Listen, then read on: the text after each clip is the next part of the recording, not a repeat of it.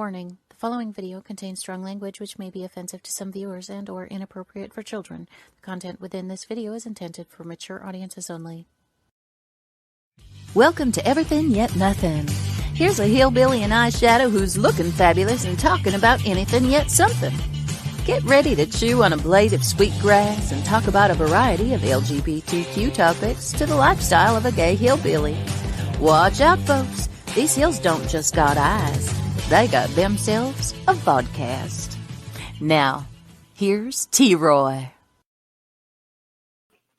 Hey, welcome.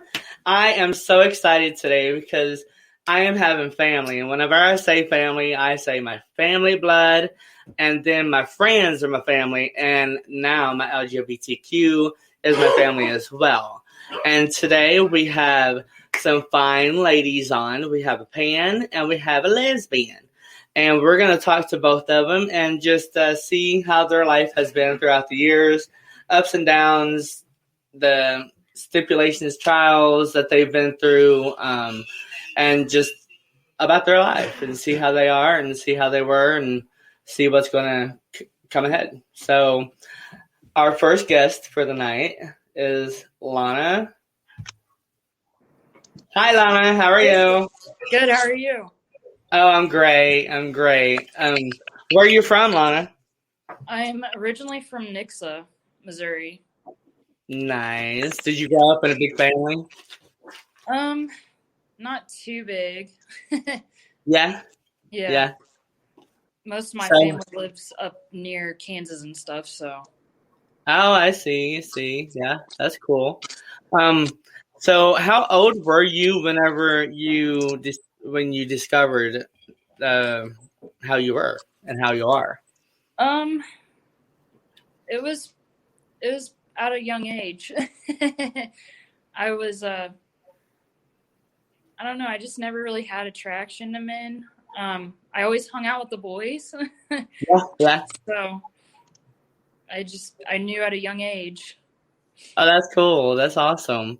Who was the hardest to come out to? Oh my goodness. It was my mom for sure. Yeah. Yeah. That was really hard. Yeah, that can be definitely hard. I know that. How'd she take it? At first, not very well, but then she realized, I'm still the same person. And she just loves me for me now. She wants me happy, and so. That's awesome. That's awesome. Yes. Did you get very much bullying whenever you were in school or growing up? No, not really. Not for who I am. Everybody was pretty supportive over everything coming out and stuff. Yeah. That's awesome. How'd your dad take it? How did who? Sorry. Your dad? Oh, I think he knew for like the longest time. So he took it a lot more better than my mom. Yeah. Yeah. Yeah. That's cool. Like you got that connection going on there. Yeah. Yeah. So who was the very first friend that you came out to? My very first friend. Well, friend or sibling. Like. It'd have to be one of my best friends, Wendy. She knew for the longest time, and she finally she was like, it's okay, I support you. So that really helped me come around and tell people that, hey, I'm a lesbian and I'm proud of it. Hell yeah, that is awesome. So whenever you did that, did you feel a difference whenever you did that? It felt like I had a lot of weight taken off my shoulders when I finally came out. It was really tough to keep it in. Yeah. And I didn't know how my family or anybody was going to take it. But everybody was really supportive.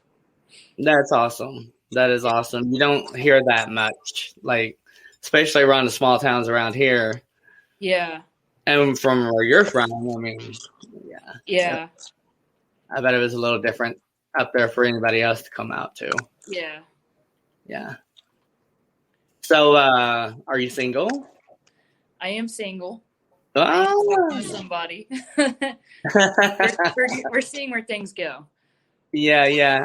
Audience says, Jeffrey Henry says, "Hey man, sister, been there before." So, you're from Billings? I live in Clever. Clever. Yeah. And have you ever had any trouble, like, wherever you've worked before throughout your lifetime? The place that I worked for, I've been with them for 8 years. They're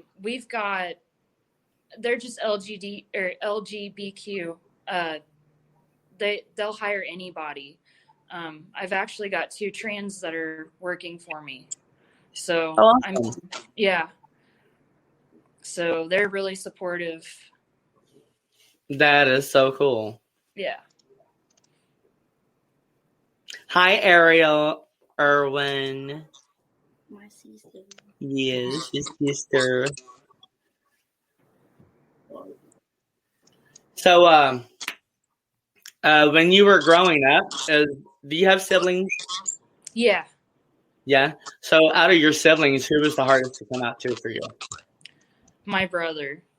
Yeah. I was terrified. But, why is that?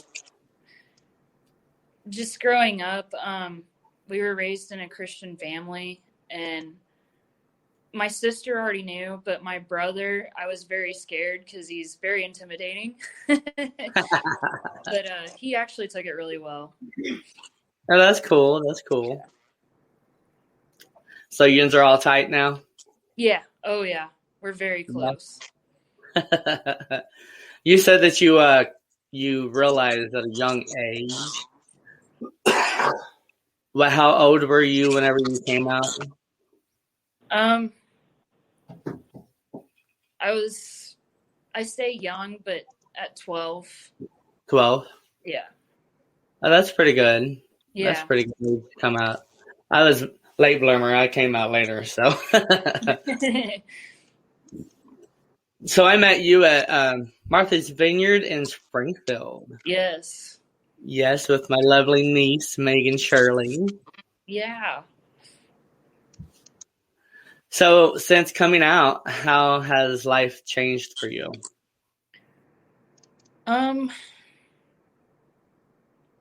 Like I said, it took a lot of pressure off of me, and now I feel like I can just live life to the fullest. I try not to let, anybody stop me. That's awesome. Yeah. That's awesome. Is there very much diversity where you are? Not really. I mean, No. Where's the nearest diversity place at for you? it'd probably have to be here in Springfield. Springfield? Yeah. Yeah, that's about the closest for us, too. Yeah. We're working on Branson. We're going to get there. But yeah. For right now, that's about the closest for us. Yeah, they have quite a few bars, nightclubs up there, don't they? Yes. So there's Martha's Vineyard, and then there's the Mix. So there's 2 of them, and if I'm forgetting one, I'm sorry. And I think there's Glow up there. Yeah. That's also for family and for people to go that need a hand up and a place to go to get warm, grab something to eat, just chill out for the day. And that's downtown, I believe. Yeah. And Martha's Vineyard is off of Olive Street. Yes. Yeah. Well, that's awesome. Yeah, I love both of them. Martha's Vineyard was my first bar coming to whenever I came out of the closet, and it was just amazing. I was like, wow, really? There's this kind of life out here? I have no idea. Yeah, it was amazing my first time. Like, I was like, oh my gosh. Megan says the kitchen. The kitchen. Yeah. I have no idea. Megan Ann, is that a bar? Kitchen. When did you know you were gay? Do what? Tracy says, when did you know that you were gay? She knew whenever she was a young age, and she came out to her mom whenever she was around 12. Yeah. Megan's laughing her ass off. I knew there was something up with that, Megan Ann. Yeah. Have you seen the baby? No, not yet. No. She's adorable. I'm going to go see her soon.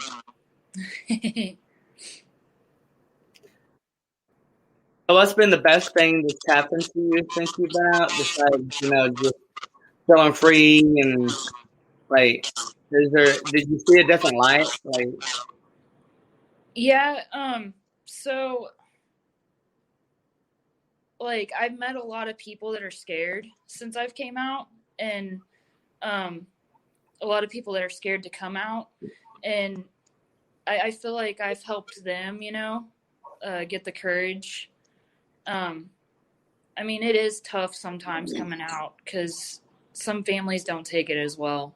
all right. And, Oh, yeah. Yeah. So I feel like I've, anybody and everybody, if I can, I'd help them. Yeah. Oh, I hear you totally, especially LGBTQ, so on and so forth. I just love everybody. Everybody's equal to me. I think all bodies are beautiful, and labels are just labels. Like Kevin said one day, somebody says, "So how do you look at yourself?"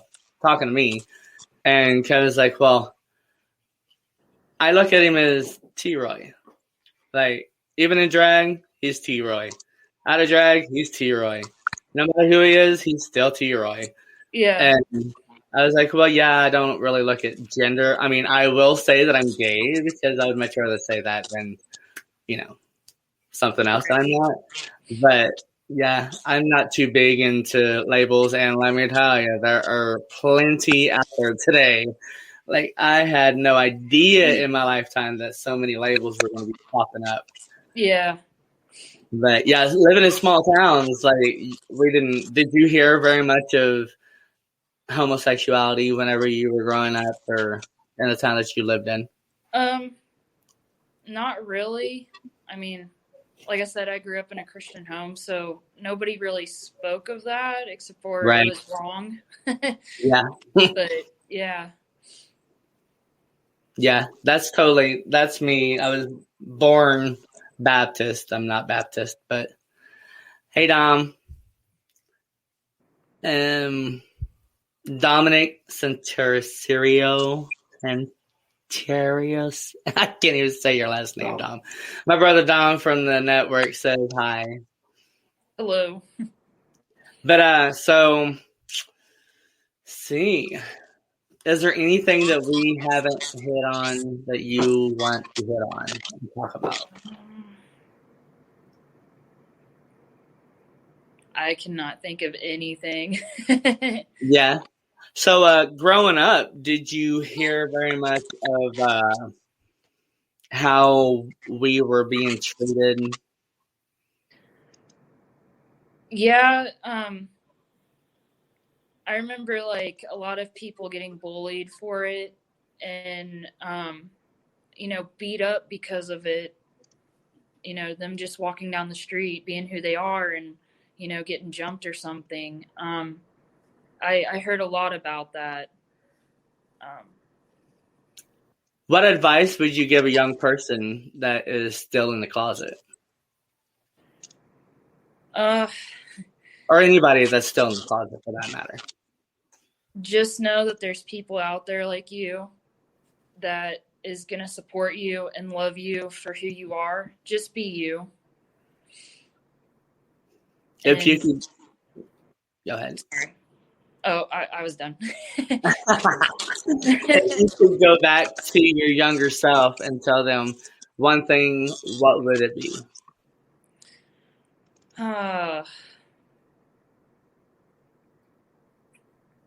Not really for sure. I probably wouldn't change anything. Yeah? Yeah. That's good. When did you start noticing girls were attractive compared to guys from Megan? Oh my goodness. I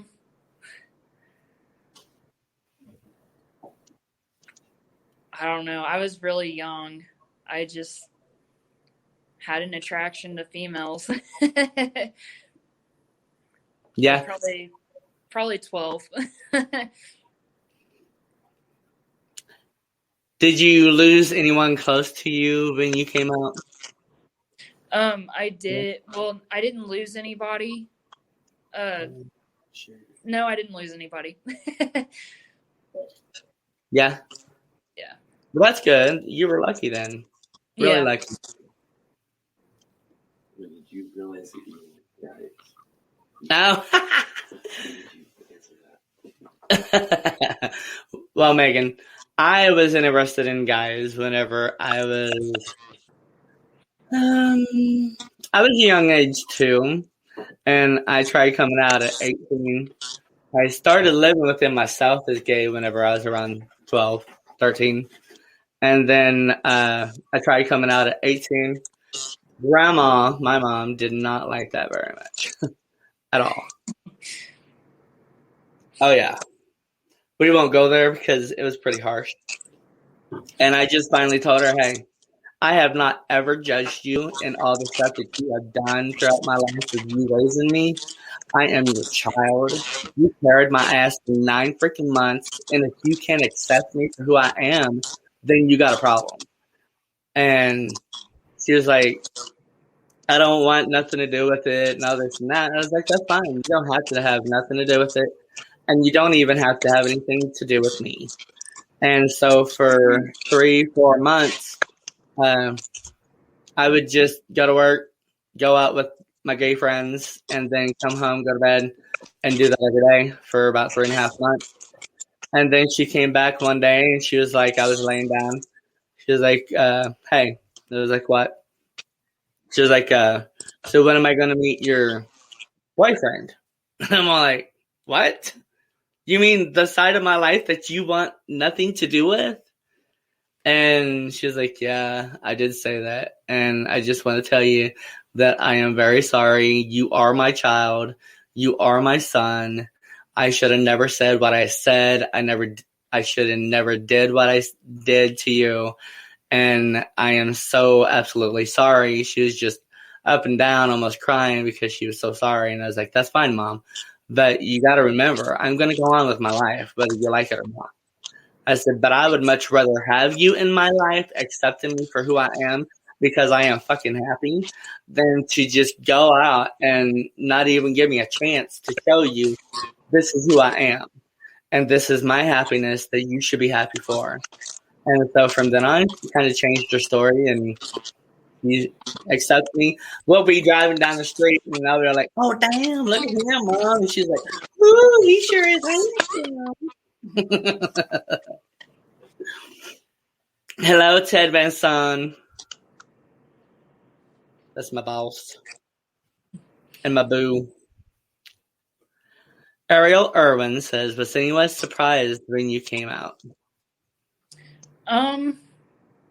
My mom definitely was. She was very surprised. Yeah. See, that's funny because my mom was not surprised. So that's why I was like kind of shocked that it happened like it happened. But I think I just put her in shock for a little bit. But she knew because, you know, I had teased and joked and all that throughout my lifetime.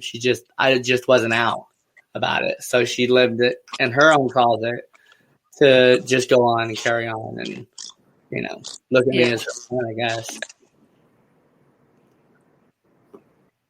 I came out to Amanda Painter, my best friend, and she came out to me because she likes the darker men.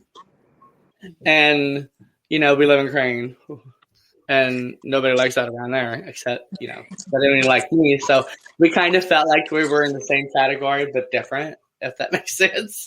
We were both being hated for what we were looking for and what kind of love we was looking for and everything. So we was being judged every day.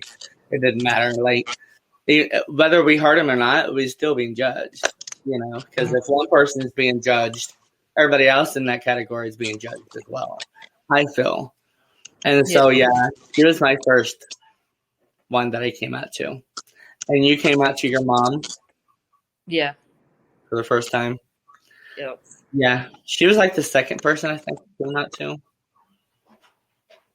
Was my mom. Of course, I didn't come out to my dad because he just, at that moment of time, he didn't really care. Like, we were on our outs, and we had been on our outs for the last 10 years, and he didn't want nothing to do with me. I really didn't want nothing to do with him. And so we didn't really talk until the last couple of years of his life, and then we talked. He tried to put something in there to show me that he was trying, kind of thing. And so I kind of think that he really didn't care, because my stepmoms told me, my brother, my biggest brother, oldest brothers, told me, that he never hated or anything like that. He just went through a spell like everybody else, is like being in shock, so they come off with the stupidest shit out of their mouth they're not even thinking about until it's already out there, and then they're like even in more shock because they said what they said and they can't believe what they said. So they're getting over that, and it's like, I don't understand why it's so hard for people to just accept. But then I say, I look at the future and I look at the past. So many things has changed over the last past that we've lived in, towards LGBTQ, just us mixing and finding love in every color, race, that's not even the same. It's all changed. And a lot of people's like, oh God, it hasn't really changed, but it really has. Like, from my lifetime growing up, it has definitely changed. Like, I remember watching the news and watching like people get killed around, because the hillbilly, or the ones that was not understanding and was raised in a hateful and hating and not accepting kind of way, because nobody knew any different, are the ones that did stuff that they probably regret today, I hope. Because really, what in the hell is worth taking somebody's life? Like, I've never understood that. Why be in the bedroom whenever you're not even in our bedroom in the first place? Why worry about it? We don't want to know shit about what they're going on in their bedroom. So keep out of ours, kind of thing. And I think if people did that, everybody else would come out as wanting to be accepted, like you have, and like I have, and others have. It's a big deal to come out to just anybody, but it really does help people. It helped me tremendously. Like, I got tired of living a lie. I felt like every time I said, no, I'm not gay, or I like girls, or whatever, I was lying. And so that's not who I am. I don't believe in myself to be a liar, and I don't really give a shit anymore. I am who I am. I'm 44 freaking years old. I am homosexual. I love men, and I don't give a shit who even knows. I don't care. I live my life. They don't. So maybe they need to just back off on everybody else. Look at your own life. Remember, if you're hating and judging somebody else, that makes you the hater, and it also makes you the one judging. Yep. Just remember that before you say something rude or some remark out of your ass that you shouldn't even be talking. But yeah, that's something a little bit about me. So do you get into much diversity, like gatherings, summer diversity, fall, winter? I haven't. I work all the time. Yeah. But I mean, I do go to the Pride when it's happening. I would definitely like to get more involved. For sure. Yeah. So what was the one thing that you did after you came out, to kind of like help guide you? Like, I know that myself, I was curious of what the hell was going on with myself. So, I went and checked out books and started looking up on what the differences is, why this could even happen. And like, did you do that, or did you find somebody that is like you that you hung out with? Or My friend Wendy, I actually hung out with her.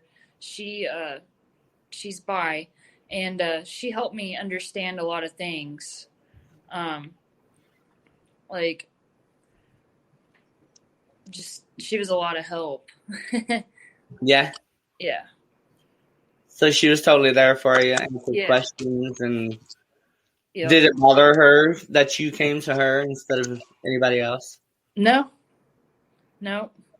I mean, she was the one that very first caught it. Like, hey, I know. That's cool. That is awesome. I bet she was excited. Yeah. Yeah. So do you go to, like, you're completely out, so you go to birthday parties, you go to just wherever, you don't put on a front or anything, you just who you are? Yeah. all the Yeah. I Yeah. bet. I go out as who I am, and I'm still the same person. So. Yeah, totally. That is so awesome. Yeah. Megan says, I like men too, laughing my ass off.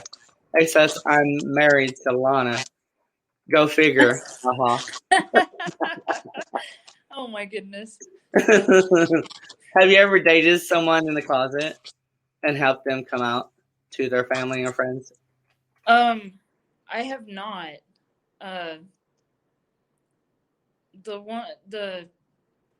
females that I have dated were already out to their families. So. Oh, that's awesome. Yeah. That's cool. Well, Lana, it has came to the end of interviewing you, and it's been so awesome. I appreciate it so much. Thank you very much for coming on. And stay tuned and watch the show. I will definitely have you back on for a return show some months down the road. Sweet. Sounds good. Awesome. You have a good night. I love you, girl. All right. You too. Mwah. Bye. Bye-bye.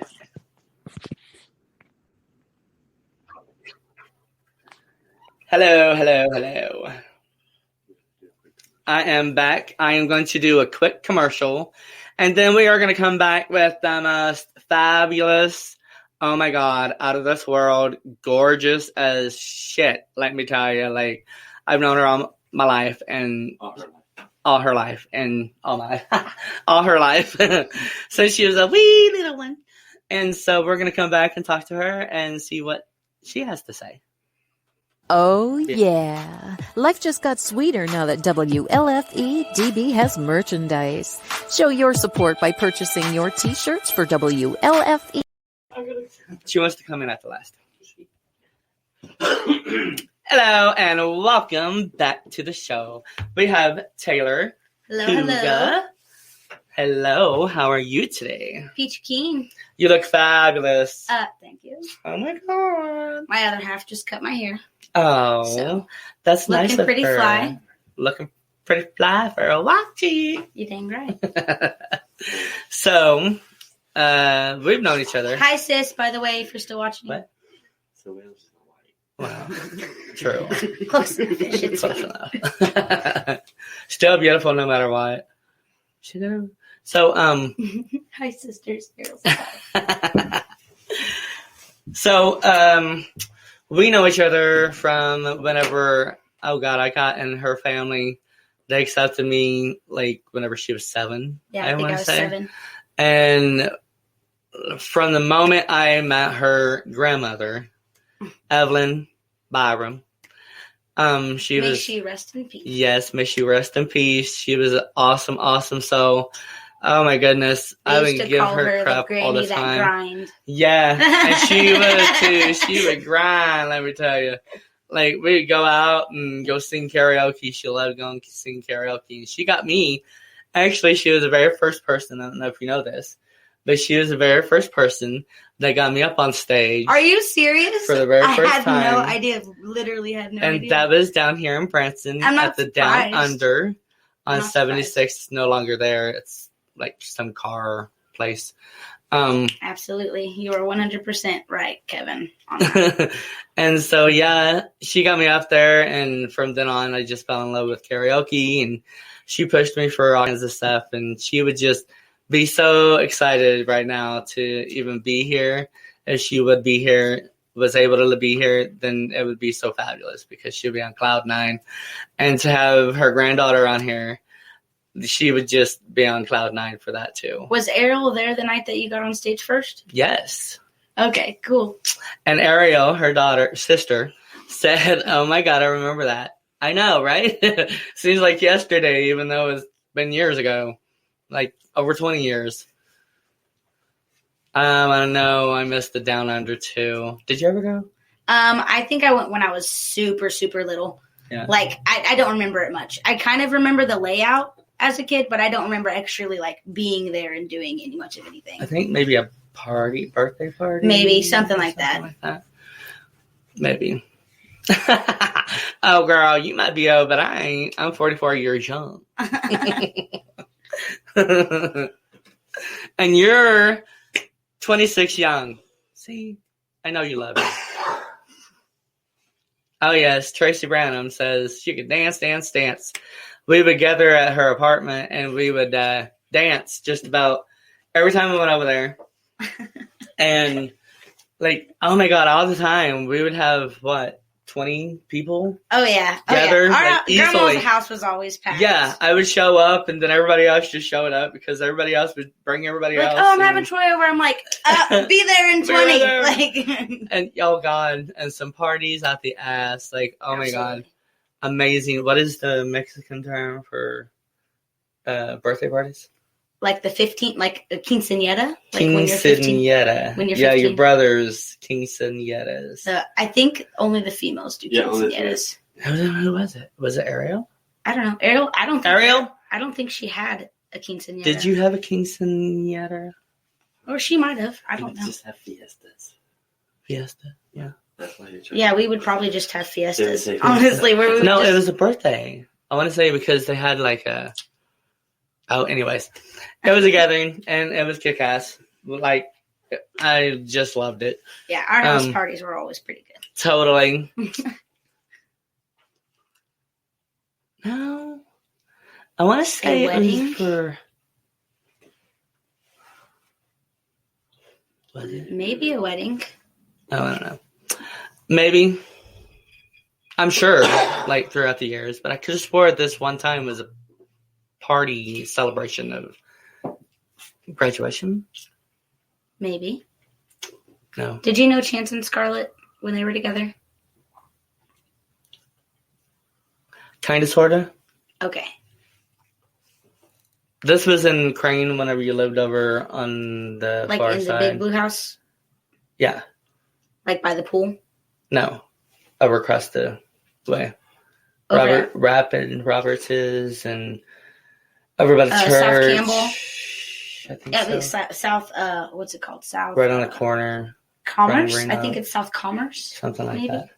Yeah, Yins were over there. What? Weedy grass has been wild. Yes. Oh, sorry. I'm so Yes, Ariel, you're right. It was Chance and Scarlett's reception. Okay. That's what it was. I remember.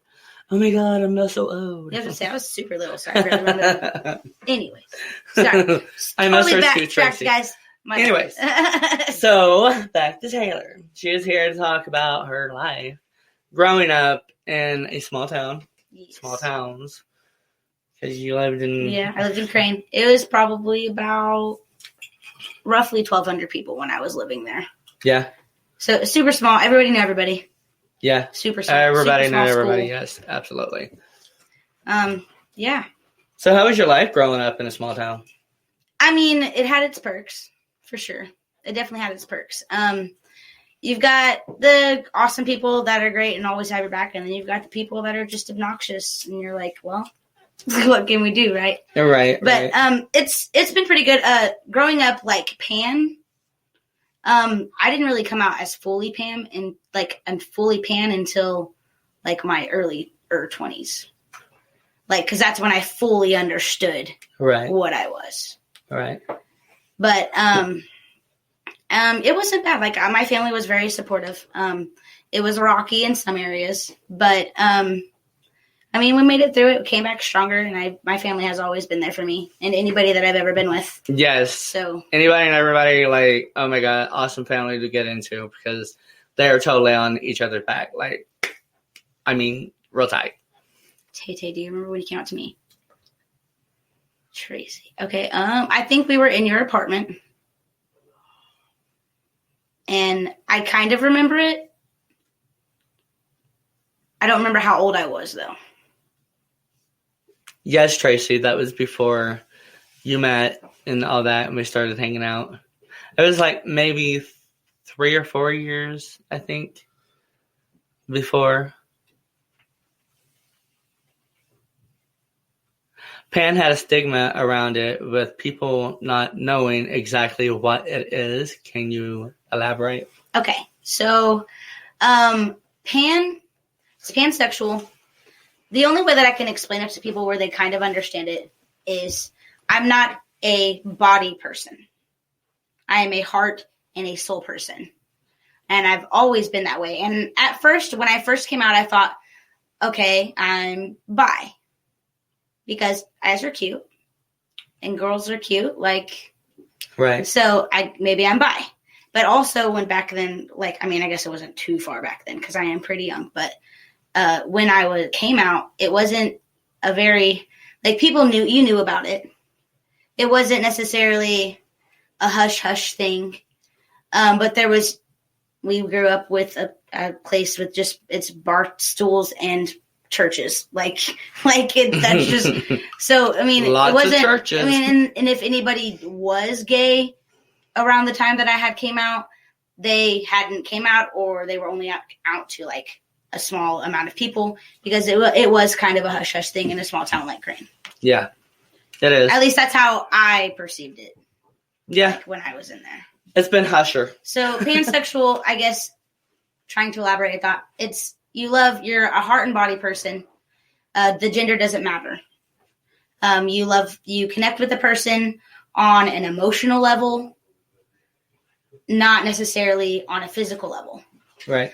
It's a deeper kind of, at least how I, because it could be some of the people that are pan, that claim to be pan might have experienced it a different way than I have. So, I mean, it's kind of, I think it has its own kind of way that people take it. So, so basically I just love everybody. And if you're a good person, I like you. Like, that's just about how it goes. Yeah. Are you religious? I wouldn't say religious. Spiritual? I would definitely say spiritual, 100% spiritual. And I knew that. I knew, like, my family was very spiritual, and still are. Mm-hmm. We're very spiritual people. We feel things, I think, a different way than other people. And I'm so glad for that. Glad for that. Totally. But yeah, so I'd say that we're spiritual more so than religious. Who was the first person you came out to? Ariel, my sister. Ariel? Yeah. I'm pretty sure, Ariel was the very first one that I came out to. What friend did you come out to first? I kind of came out to a lot of friends all at once.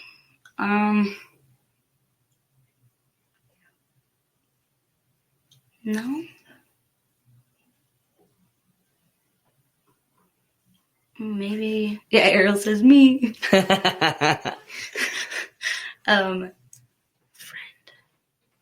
How did your mom and dad take it? I think the first friend that I actually fully came out to was Kayla Bassinet. Cool. And we are still friends to this day. She's got a baby and she's pregnant and has on her way with another one. And she's married and they're doing pretty good as far as I know. So, but yeah, me and Kayla, it was super easy. I told her and she was like, okay, like, cool. Like, it wasn't really much of a big deal. Yeah. Like, to my friends. When I came out to my friends, it was, everybody basically knew. There wasn't anybody that was really shocked about it. Because I'm a very, like, obnoxious person, I guess. You're not obnoxious. God, I can't even talk tonight. I wouldn't say obnoxious. I was respectful, but I'm very loud and just in your face. And I can't help She it. is I'm definitely sorry. in your face, and I love it. But I love people, and I'm honest, and I don't know. Yeah. How was it coming out to your mom?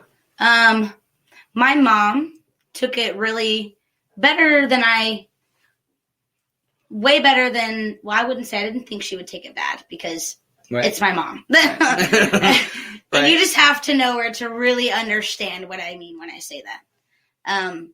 But she took it better than I thought, maybe a little bit harder, I guess, than I thought she would. She was, honestly, I think more so she was just kind of hurt that I hadn't told her prior, and that her exact words were, I just wish you would have told me that you were having these feelings. Then I could have helped you through it. And I think a part of her thought it was a phase, which is, that's a thing that happens. That's every a lot. parent, I think. Most parents think, maybe this is a phase. Yeah. Yeah. How'd your dad take it? My dad was not happy at all. It was actually very rough with my dad. We got it worked out within a month, but for 3 weeks he would not speak to me. Yeah. And at this point, I'm not going to go too far back into my life because, well, we don't have time for that. But my dad was in a wheelchair, fully wheelchair bound at this point when I had came out. I was 16, by the way, when I came out, when I fully came out about being gay, about being whatever you want, a lesbian. I guess at this point I was calling myself a lesbian because I was more attracted to girls than boys. Right. But I went through this whole, I'm bi, I'm a lesbian, now, okay, I understand, I'm pan. Yeah. But, so the first 3 weeks, after I had came out to him, were pretty rough. He didn't speak to me unless he needed something from me. Yeah. If he needed, help to the bathroom, or if he needed something to drink or food, that sort of thing, then that's when he would talk to me. But other than that, he wouldn't. He couldn't even look at me for a while. And it really, it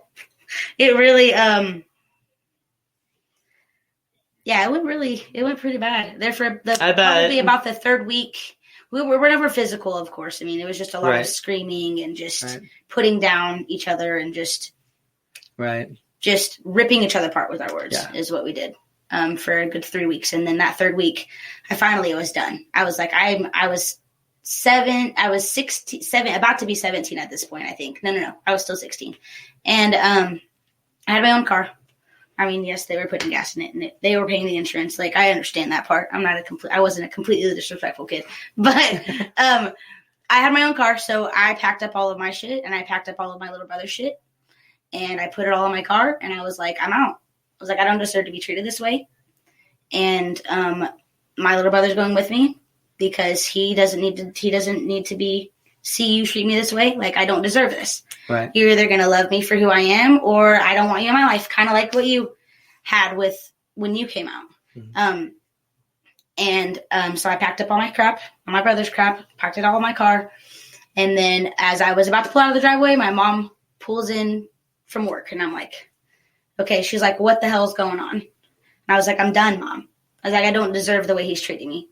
I don't deserve it at all. And at this point, my dad he was very deep in depression. He was drinking. He was very, very, he drank a lot. He was in a very dark, dark place at this time. Yeah. It was really bad timing to really tell my dad. But, so yeah, it would get pretty heated. My mom got home and she was like, what the hell is going on? I was like, I'm done. I can't do it anymore.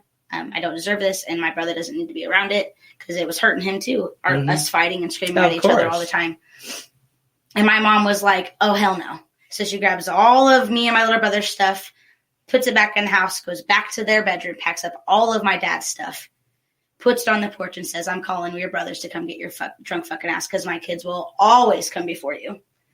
And I was just like, oh, I love you so much.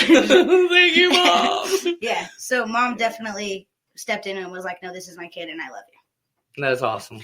My dad probably about a good 2 or 3 days after that whole thing is when he really started coming around, and he was like, I just don't understand. Like, I'm trying to understand, but he was brought up a different way than others. Like his family, I don't know exactly. I don't want to get into the religious stuff of my family because I don't keep up with it. Right. But I mean, my dad's family was Mexican, so they're very deep in their religion. So he was having a really hard time just dealing with it because it was wrong. Right. So, but eventually he came around, and he ended up being one of my biggest supporters. Yeah, he did. I was there. I witnessed. He was awesome. I loved your dad to death. Yeah. He got into a dark spot. You know, a lot of parents do, but parents, just remember that it is your child. Moms, you carry a child for 9 months. Respect that. Accept it. And don't ever turn them away. Dads, get your head out of your asses. Ain't gonna change just because you don't like it. And just love your kid, okay? And love your damn kid. All right? Pick him or her up. Hug them, kiss them, love them. Show them that affection that you need. They need. And if you didn't get that growing up, change that shit. You know, yeah, you might have been born and raised in one way, but change is life. If you do not change, shit does never change for the better. It just stays the same crap over and over again. And this is like important for you to accept your people, accept your family, accept your kids, no matter what. Like, really get over yourself. If you want to like kick somebody out of your house just because they're your child and they want to be happy, kick your own asses out. Let them at least have the house. I mean, really, get over yourself. And on that note too, like I've seen what not having that support does to people, and it jacks them up for life. If it really does. Like seriously, really like if you could lose them because that is a thing that happens when people. It does when people don't have the love and support that they need. Yeah. To get through their life, because life freaking sucks and it's hard and it's confusing. Yeah. But like, you have to have people. If you have to surround yourself with the most loving people that you have, yes, do that. And then you have that and choice. You can branch out from Yes. that, but start with that small circle of people that you know love you and got you. And then branch out from there, because there are people that love you and care about you. And reach out to people, because people are probably going through the same thing. You might help somebody out of the same thing that you're trying to do. Like that's exactly. So like, and help each other out. Shit. People kill themselves every day because of hatred. People kill themselves because they are being judged. People, children, just individuals. Whenever they get kicked out, it's even harder from family not accepting them. And so, they go and take their own life because they don't feel that they're worthy enough to live. That is so sad that an American child that we fought and gave our lives to years ago, our families did. Really, that's what they gave their life for, is for y'all's hatred. Like, do not hate anybody, because that is bullshit. They are not here for that. So get over all that. Love each other. Love each other. Love has always gotten me through this freaking life. Be survivors and be teachers, and teach each other how to survive. Always. Accept each other. Just listen. Ask questions. Don't be afraid to, find somebody that, if you don't understand, find somebody that will help you understand. You can look it up on Google. You can look it up on all kinds of stuff nowadays. There's so many resources.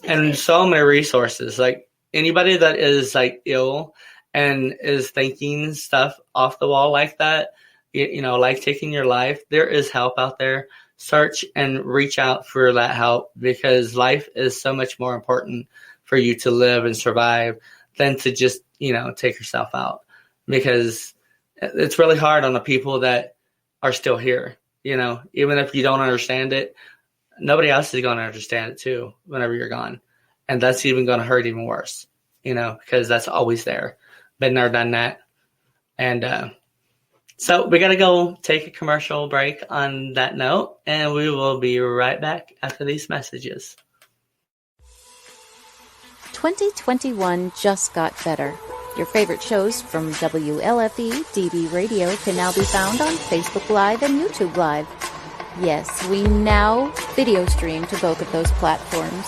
Search for your favorite shows like Where's My Sage, Inside the Drag Closet, Across the Pond, Everything Yet Nothing, Paratalk Radio, Step into the Paranormal, The Creepy Parlor, Just Cindy, and more. Now you won't miss an episode. Remember, follow Facebook Live and YouTube Live. Make sure you subscribe and follow your favorite WLFE DB radio shows.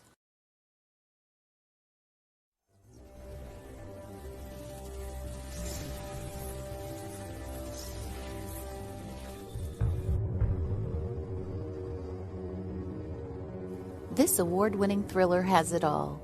Murder, political intrigue, mob revenge, and a bit of romance.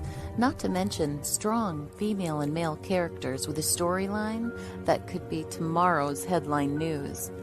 Now, for a quick peek into our story. To help solving a nationwide plot involving the assassination of several U.S. senators, the O'Rourke team is called in. To complicate matters, they now have to work against the clock to rescue one of their own.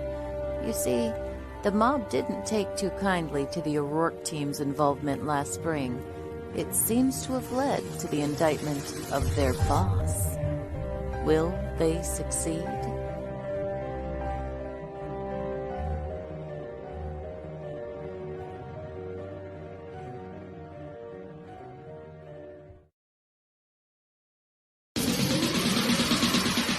You're listening. Oh, yeah. Life just got sweeter now that WLFE DB has merchandise. Show your support by purchasing your t-shirts for WLFE, Paratalk Radio, Inside the Drag Closet, and more. But it doesn't stop there. What do you do?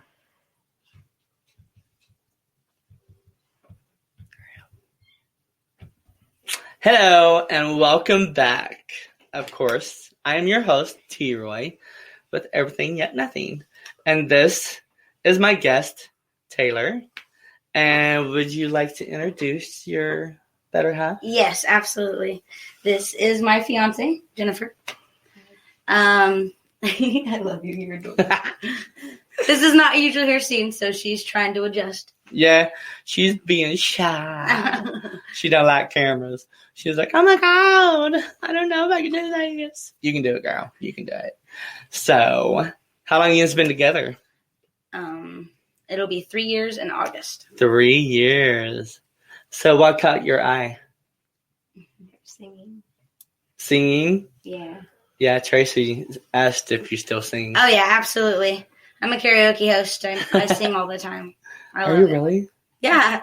How did you not know that I was a karaoke host? Are you kidding me? No. Yes, I'm a karaoke host in Springfield. Really? The Where? entire time we've been together. Yeah, 2 nights a week. Where? KJ Brewski's is what it's called. KJ Brewski's, Springfield. Yes. Exactly. It's a good time. Exactly. Where? Like the exact address because, okay. Yeah. And what time, 2216 North Packer Road in Springfield. I'm there on Mondays and Wednesdays I usually get there about 8:45, 8:50, and we run karaoke. Start at 9, and we run it until 1 a.m. So, Awesome. Guess what I'm going to be doing soon? you better. Yeah. Mondays and Wednesdays. Mondays and Wednesdays. Karaoke in Springfield. She's amazing host. People. Thanks, sis. That's awesome. So does she go and sing too? Who, Ariel? Ariel? No, not very often. She has a little boy, so she's I know. stuck at home. Like home and work, a lot for her to do. So, Yeah. so occasionally, every once in a blue moon, I'll get her out, but not very often. So you guys fell in love 3 years ago. Yeah. Yes. That So was you a very are- dark place. Oh, was you? Yeah, I was getting divorced. Oh. Yeah, that happens. I She brought you out of it, though. Yeah. That happens, too. tried. I didn't see her coming at all. She chased me for 6 months. Oh, that's true love Yep, right I there. did. 6 months. 6 months, people. Persistence is key, by the way. Persistence For anybody is that's key. trying to snag someone up, that's Yes. what it is. Persistence. Do you hear that, Ted? And respect. Persistence. And if you're going to show up, show up. Don't tell them you're Hi, going to be there Ted. or not be there. Again. Yeah. What she said. Yeah, I'm gonna have her on. She don't know, but I'm gonna have her on as my co-host. Probably in the near future for one of my shows, because I like to do that with my people that I bring on here to show them my gratitude for doing what they're doing. How big is the gay community there in Springfield? It's pretty big. Yeah, there's a lot. I actually, I work at the DMV. I process driver's licenses like all day. And I got to change the gender and the name for somebody all legally in the system about a month or so back. And I bawled hysterically because I was just so happy. Oh, I was like, I'm so happy to be doing this. So I'm just typing. I would have been the same. It was so ridiculous. And he was crying because he was like, it was just a really beautiful moment. So yes, the gay community in Springfield is very large. You've just got to find the right places and meet the right people. Yeah, for sure. That's what totally. happened with you. Yeah. Yeah. Are you engaged? Yes. Do you have a time and a day? Yeah, Yes. we're getting married on August 13th. August 13th. It's a Friday the 13th. Friday the 13th. Having a Harry Potter wedding. This year? Yes. Really? Yep. Did you hear the last part? Harry Potter wedding. Harry Potter wedding? Yeah. Hoping for the Pythian Castle. I have always wanted to meet him. Meet him. Harry Potter. Oh, Harry Potter. Okay. I was stuck on the castle. I was like, Okay. meet the castle. That's why you're calling it a Harry Potter wedding, right? It's going to be themed. Jen's obsessed. A little bit. Yeah? Yes. Well, if I had my connections, honey, I'd hook you up. But I don't yet. So, are you excited? Like, have you got the dress picked out? And I have my dress in my closet. She hasn't seen it. It is. So, are you just doing like the traditional? The night before, you don't see each other, or so many We haven't discussed days that. before. We'll figure it out when it happens. Yeah. We haven't really discussed it. We are very, we try to be very go with the flow people. We've got a very hectic life. I mean, She's better at it. I am. Do you sing too? Yes, she sings. Yeah. Yes. Not well, but yes. Better than when we met. Because What do you sing? What do I sing? Both of you. Country. Yeah. always country for Jen. Always. Shania Twain. Yeah. Yeah. Reba. I haven't really done much Reba.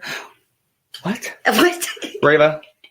You didn't hear that girl. Not because I don't like her, just because. She loves you. I have a See? very She loves small you. list. It's slowly growing. And you So- didn't make it. Sorry. What about you? I do a lot of everything, really. I usually, most of the time, I do what people ask me to do because I do anything from, Right now, everybody's favorite is Dance Monkey. yeah, right now I do Dance Monkey by Tones and I. And I don't like the original song, but I like to sing it. Yeah. And it's a good time. It really is. It's fun. Shania Twain. Shania Twain. Hey now. Hey, I know her. I hate Dance Monkey. She's like my sister. You better back off. Teddy? I know who you are, and I know where you are. Be good. Is it a wizard dress? No. But I can't give too many details because she hasn't seen it. That's funny because we had a Wickenham festin whenever we got married, and we both wore cloaks. He had That's a purple awesome. and blue one, We're hoping to get her a dress robe. and they were both velvet. I had velvet and kind of silkish on the inside. His was purple on the outside, blue on the middle. Mine was white on the outside with silver in the middle. Oh, that's awesome. I Yeah, want and it it to was be more big, kinda like a traditional dress. with like hints, like have the feeling of Harry Potter. Yeah, I don't want it to become a Halloween show that's because good. it's my wedding. Yeah, totally. Totally. We got married. Were you there? I don't think I made it to you guys' I wedding. don't think so either. It was a big old meadow. We rented for the weekend, had a family from Oklahoma and around. Oh, you guys did. And we called the Four Corners because we're witches. We called the Four Corners, and we had tents. We had a big old gazebo, fully like stocked with kitchen and bathroom, all private, one way in, one way out. Adorable. And it was just us. Like nobody ever showed up to check on anything or anything. It was just a really fun time.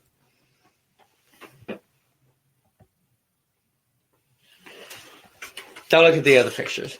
Just the ones in the cloaks. That's all you need to look at. We're prettier now. And what are you wearing? What am I wearing? Okay, so we have like a corset vest kind of thing that I'm going to be wearing. And we're going to try, it's going to be like, I don't know, how would you even explain it? Like, The dress shirt? and no, not that. Is it just the corset? You Oh, have, no, I white, have you like have a- the white shirt to go into. Yeah, I have like a white Button up, with like a larger collar. which is a bow tie. Oh, And cool. probably a bow tie. And then we're trying to find me a cloak. Yeah. Not a cloak, a dress robe. Yes, they are. So you're going to they have are a different. I'm preacher sorry. marry you? Not or steampunk. priestess? Or who's going to marry you? Haven't thought about There's that still yet. some debate on that because I have a family member that I want, but then we have a friend who really wants to do it. Oh, that's Um, awesome. Are they going to go online and learn to be a marriage preacher? They already Oh, they're are. both already ordained. That's awesome. Yeah. Yeah. That is so cool. Hey, at least you got that. It's hard to come by. We have several options. Oh, Yes, we do. awesome. We do. We just have to hurt Like I somebody's said, feelings. the Springfield community is very, And you're going to get Very, married very in Springfield? Mhm. yes. Yeah. Awesome. It's actually on my boss's birthday, which is weird. If that was before I knew her birthday, I was like, oh, by the way, I'm getting married on your birthday next year. She's like, oh, okay. Awesome. Totally awesome. So, yes, karaoke when? Mondays and Wednesdays, At? KJ Brewski's. Where? It's on the corner. I guess I wouldn't say corner. It's I guess between Kearney and Division on Packer Road, kind of over by 65. 65 in Kearney off Packer Road. Yeah. What she said. So, growing up, there is a question that I want to ask you. Growing up in a small town and all that, was there did you hear of any stories of people getting killed for being homosexual or Like the history of it? Yeah, what history do you Just remember? in of it? general or like in school? Like what do you mean? Just in general? Both. It was never anything that I remember from school. It was all something that I found outside of school. Really, it was just, I asked a lot of questions and I found things out. Because when I initially knew that I was different at 9, I was very young. I knew I was different. I just didn't know why I was different. And then by about 13, I was like, okay, I like girls. Okay, wait. So, I totally just lost my train of thought. Because that happens. I know. Okay, right? Julie. Talking about how you found out, about the persecution and all that. Okay.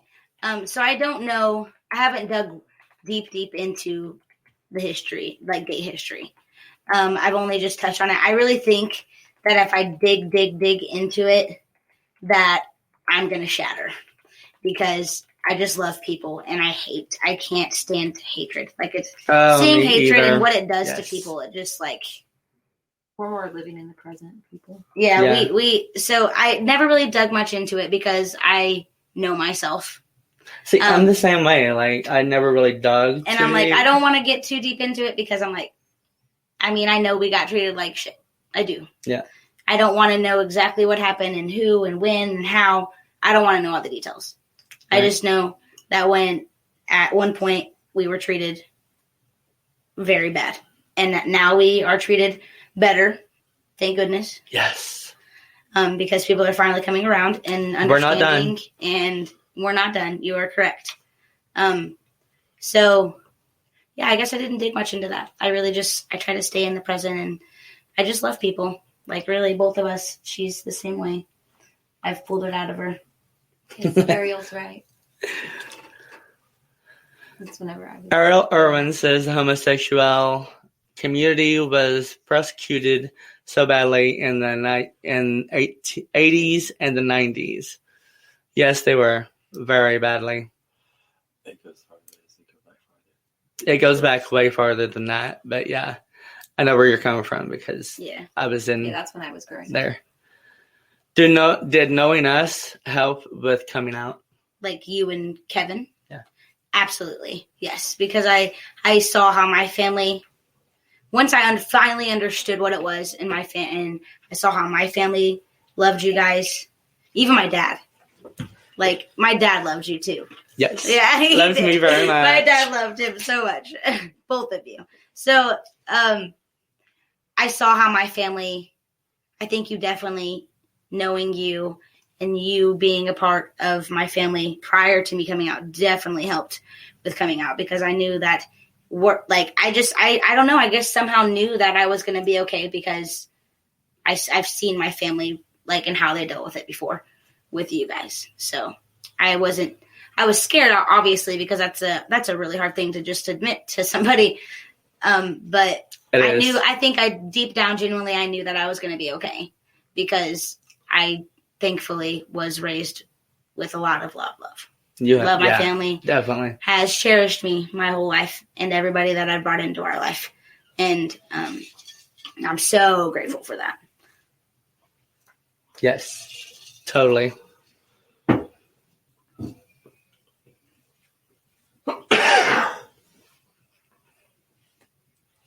What? Ariel. Didn't he give you the name Troy, or was it karaoke? My dad.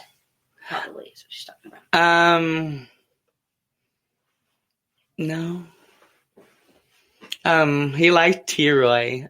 He called me Troy a lot because, growing up, that's what I went by the most. But T-Roy was totally my birth name, and he loved T-Roy for sure.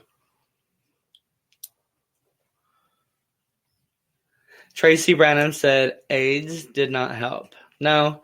In the 80s and 90s. In the 80s and 90s, and it really hasn't helped throughout the years. Like, we just became more scientifically smarter.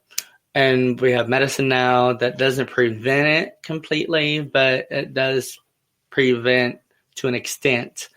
And you should always be safe.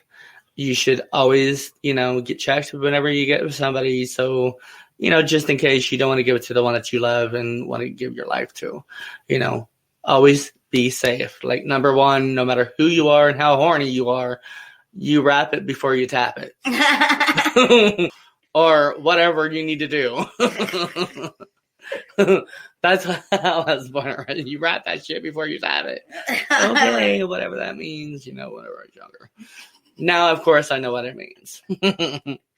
So, yeah, Ted, I know you're laughing at your ass off on that one.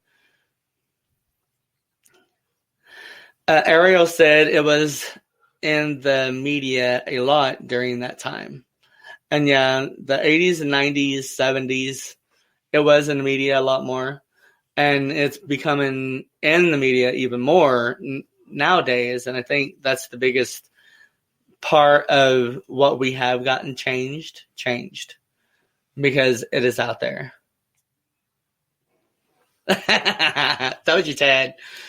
Ted said, "Oh, honey, you ain't lying."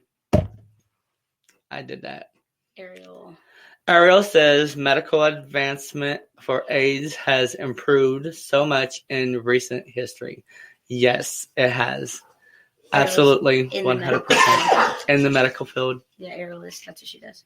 Yeah, see, Ariel's in the medical field, and she knows a lot about AIDS, and I'm sure a lot of other stuff, disease-wise, that you can get sexually. Tracy says, "I know if I had that support when I came out growing up, I probably wouldn't have the issues I have now." Amen. Love you guys. We love you too. Absolutely Cousin. love you, Tracy. Absolutely. Love you. Did you hear that, Tracy? We got to go karaoke. She's the host in Springfield. Yeah, you guys have to come out. It'll be a great time. Oh, yeah. And you'll get Jen in a more environment where she's not so. I think you'll do a pretty good baby. Ariel says, we love you too, Tracy. Of course, you can probably see that. So, if there was one thing that you could change in the past, say growing up, the child that didn't know nothing, Mm-hmm. what would you tell that of yourself then? I probably would have told myself to ask questions, because I'm still to this day like have a really hard time asking questions. I don't know why. I mean, like, I guess, okay. So I literally ask questions all day for a living. Like, it's a different kind of question within that instant. Mm-hmm. But I just lost my train of thought again. This is my life now. I'm telling you. It's all good. It What was I happens. saying, baby?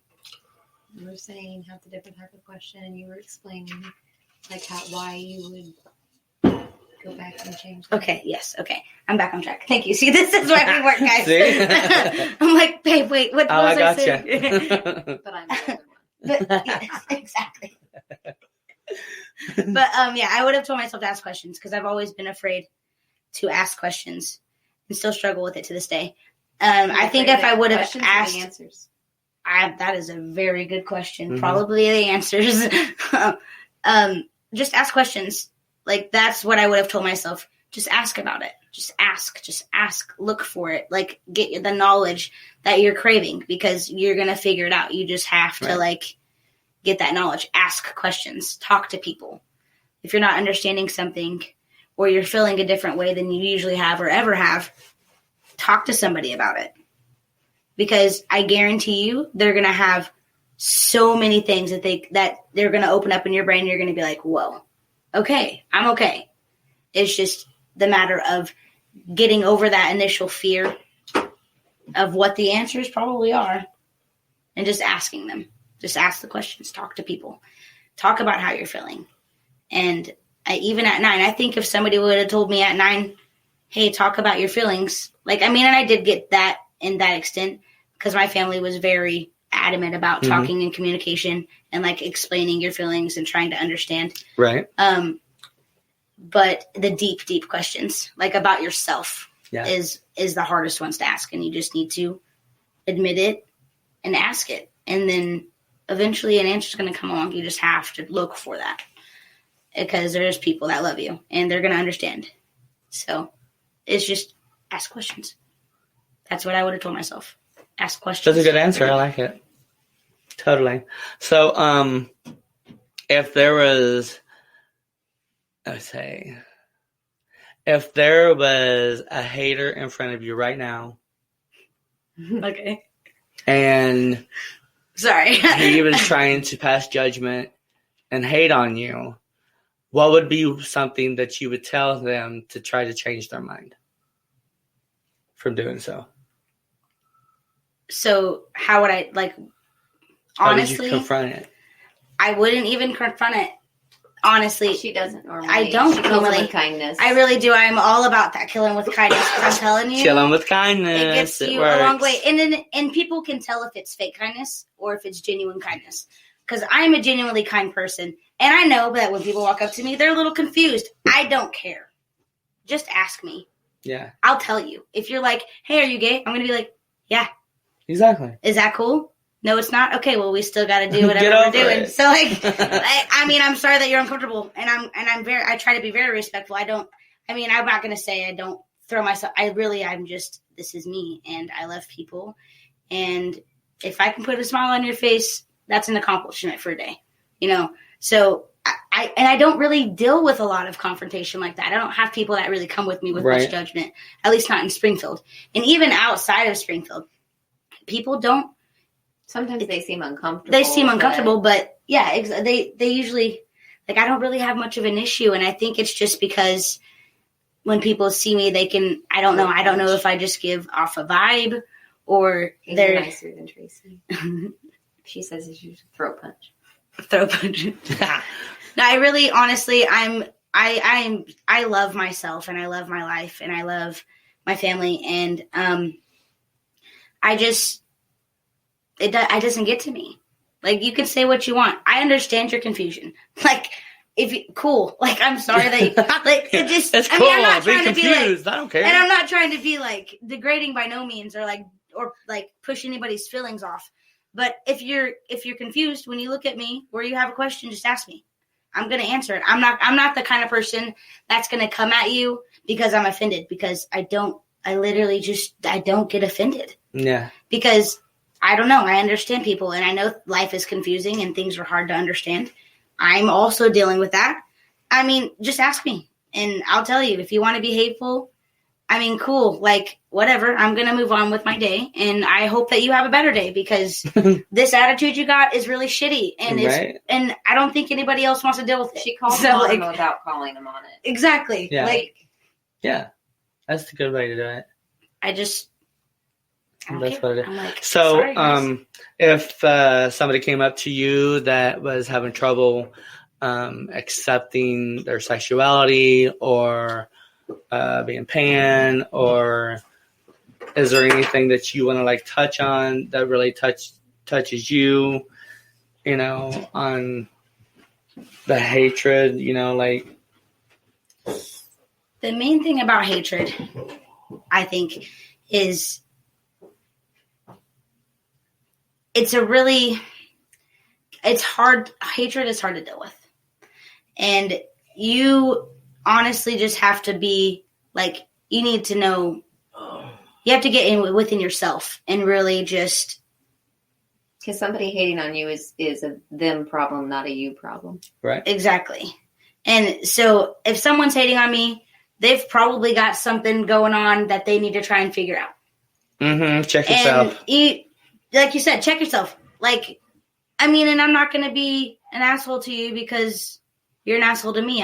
I'm not going to put that negative. I'm not going to put that energy out. I'm not going to waste my energy. We're better than that. Exactly. I'm not going to waste my energy on trying to argue with you or fight with you. Mm-hmm. I'm just going to simply go on with my day. And I genuinely hope that you have a better day.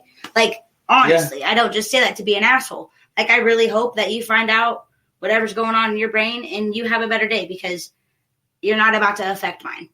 And if they're not coming at her, like, attackingly, she is one that will sit down for hours and help them figure out that, like, they can disagree, but she'll still take the time to. What I really did to get through that is I really had to just, like I said, I just keep touching back on going to people and talking to people, because that is where I've gotten most of my, like, I guess, quote unquote, closure. Yeah. I guess, with the whole thing. And that's really hard to find. Like, when you're in that moment and you're trying to figure it out, it's scary. It's scary and it's hard and it hurts, and you're going to be angry and you're going to be happy. And then one minute you're going to be crying. That's the way it works. It's your emotions trying to, like, I don't know. It's your emotions guide themselves. Yeah, it's about your emotions. I mean, I know there's a lot of people that aren't necessarily emotional, and I mean, I respect that, and that is fine. But there is times where you have to be emotional, especially in times like that, where you're really just in yourself because of all the hatred and because of all the things. You can't take it to heart because there's nothing wrong with you. Right. Like, you just have to find people. Yes, hear that. There is nothing wrong with you. There is something wrong with everybody else. Aw, my sister. Her nephew's pointing at the screen going, I love you, Bubba. Oh. But so being in that moment with the hatred and just trying to, in the moment, deal with the hatred, it usually 90% of the time goes a lot better if you just walk away from it. Mm. Because if you interact with it and you really get stuck in that moment of the hatred that you're getting, it could consume you. Because I've seen it consume people. I know what it does. Totally. And it's best to just walk away. Unless you can feel deep down that you could probably talk this out with this person, like, and actually care about, like, are they really affecting your daily life, or are they just some asshole pointing a finger at you because you're different? Like, you just can't take it to heart. Like, and it's so hard not to take it to heart, because dealing with all of those emotions and all of those feelings and all of the thoughts and all of the, voices too. Like, a lot of people struggle with a lot of different things, especially in that moment when you're trying to figure out, like, what is going on with me. When that moment where you figured out that something's different, and like you're trying to, it's really hard. I don't know how to explain it. It's just walk away from the hatred, because I'd rather let them see my back than whatever they're trying to do with me. Like, walk away. They're trying to get. Yeah, I'm not going to give them the direct, like, play into it. Yeah, don't play into it. Yeah, it's not worth your time. It's not worth your tears. It's not. It's not worth your heartbreak. It's not. If you have to deal with hatred, go to somebody that you know loves you. Get away from it.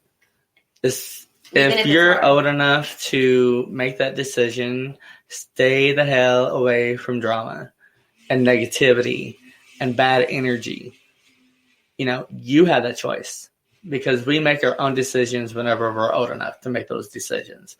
And whenever we're old enough, then you put your foot down and you say, piss off, you're out of my life. Period. It doesn't matter who they are. You have to stand up for yourself. You got to stand up for yourself, for sure. And push people away that you might not think that you could ever push away. But for your own sanity and to be able to live this life in a better view and a better vibe, you got to keep the negative away from you. And it's just not worth it, guys. It's not worth the energy. It's not worth the pain. It's not worth the heartbreak. Exactly. Throw all of that energy that you're putting into something better, something into yourself. You can't let that get sucked out of you. So what's some good things that you've realized since you've been out? Really, when I came out at 16, I'm not going to touch too much on it, because there's a lot. I've been through a lot of things. There's been a lot of experiences. I've had a lot of close friends. I was married before, and we are now best friends, and he is remarried, and like, we've been through a lot of different things together. And I guess the accomplishments, like, honestly, like, I made it through that. Like, yes. Like,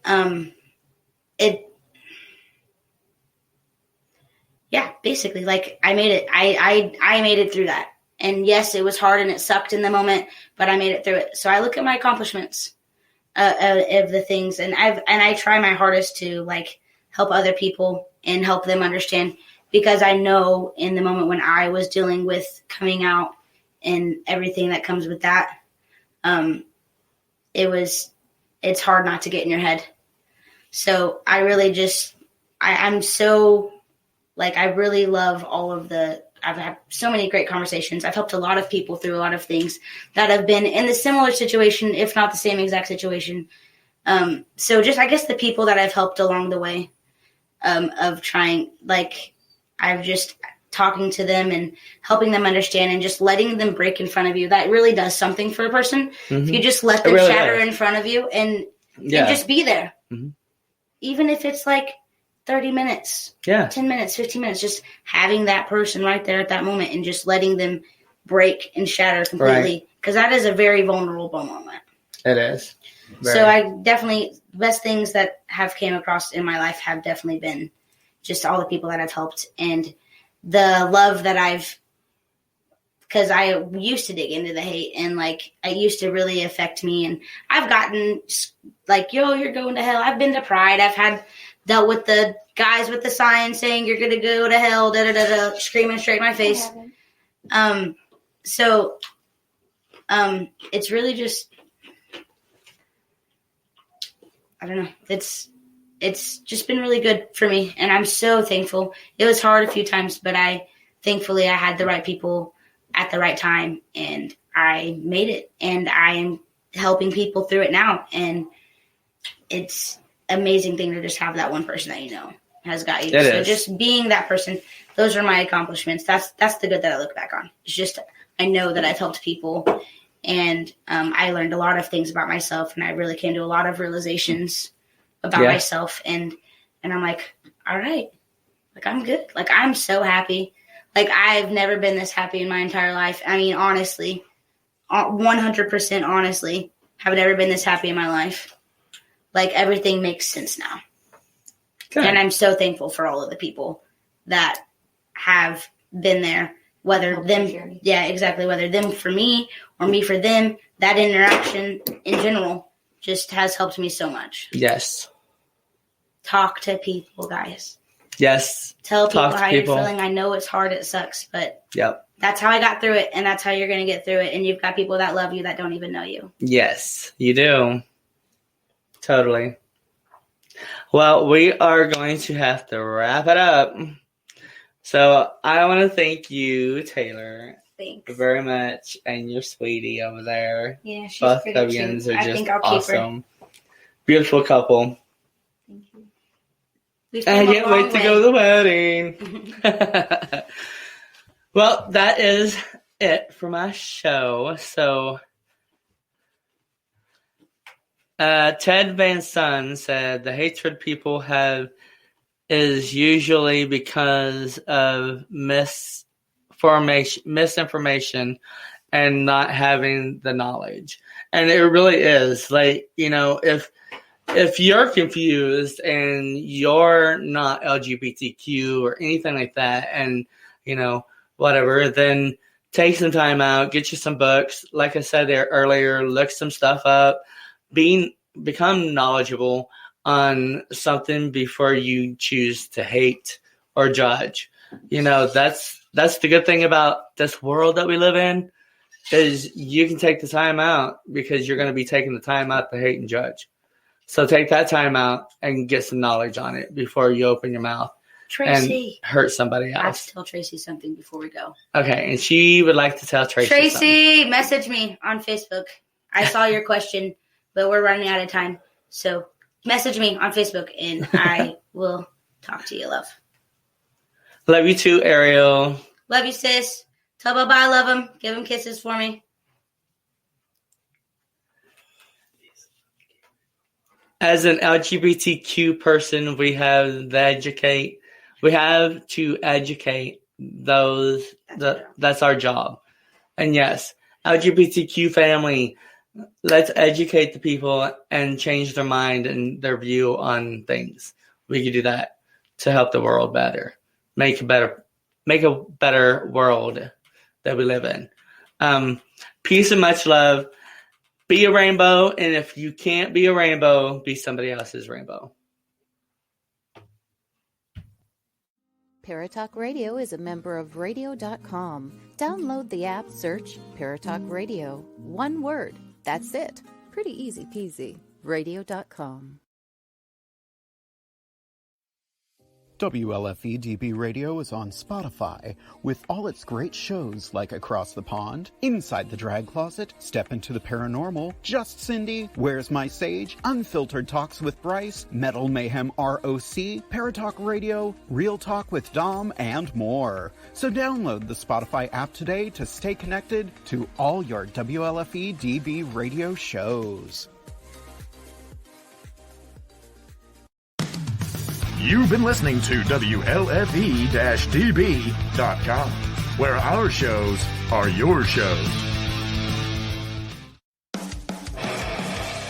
Hey guys and dolls, this is Casey DeVille, the better half of DeVille Inc., Baltimore, Maryland. If you're ever in Baltimore, stop in and see me and Tony. Invisible Brie, 5920 Eastern Avenue, Baltimore, Maryland, 21224. Give us a call if you're in the area, 410-400-9641. Or look us up on the web at DeVilleInc.com. DeVille Inc., where we specialize in you.